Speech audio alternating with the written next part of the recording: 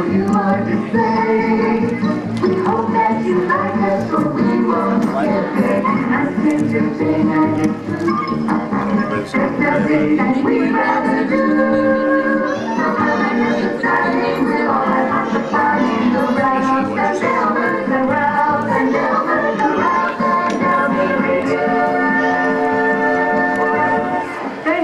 Thank you.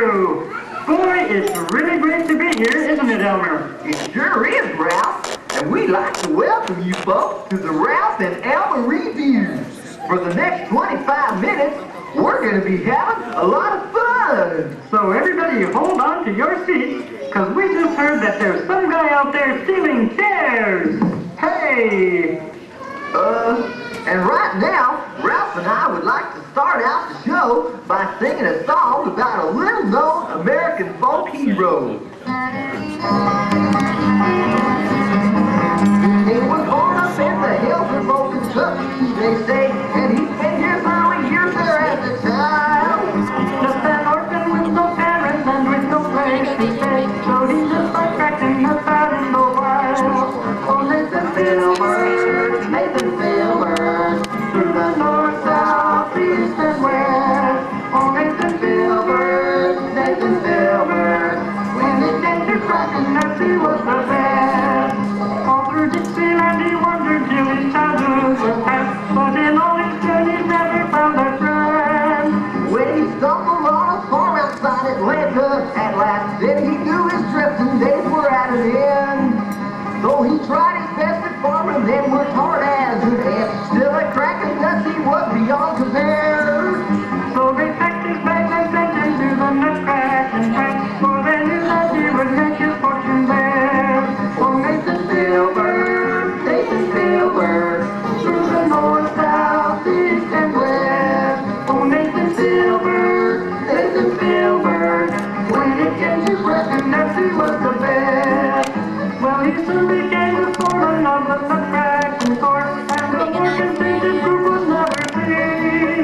Till one day they heard a rumbling in the main corridor, and the boss rolled in a shiny new machine.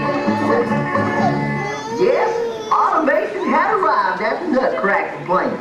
The boss was trying out a brand new, shiny blue, belt-driven, air-cooled, 10-speed, steam-powered nut cracking machine. It looked like the shellers would be out of a job. They turned to Nathan for guidance. But Nathan wasn't worried in the least. He knew he could outcrack any machine, and so he put forth a challenge to the boss. He would race the machine to see which could crack the most nuts in a day. The terms of the race were simple. If, at the end of the day, Nathan had cracked the most nuts, the shellers would keep their jobs, and the machine would be sent back with the inventor. If the machine won, all the shellers would lose their jobs. So the contest began. The machine was set at full speed and began shelling nuts of every kind at a fantastic pace. And Nathan? Well, Nathan cracked nuts like no man had ever done before or ever would again. By mid-afternoon, Nathan was beginning to show signs of wear. But so was the machine. It hadn't been built to run at full speed all day long and was threatening to blow a gasket. Nathan's hands were bruised and swollen. The shellers knew he couldn't go on much longer. Suddenly, the boss stopped the contest. He didn't want to risk injuring the machine or Nathan. Tension set in as the counting of the shelled nuts began, but to the wonderment of all, the race had ended in a tie.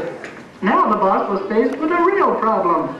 Should he keep the machine or keep the shellers? And though Nathan was nearly exhausted, he showed that he really was better than that machine. Because right then and there, he came up with a perfect answer.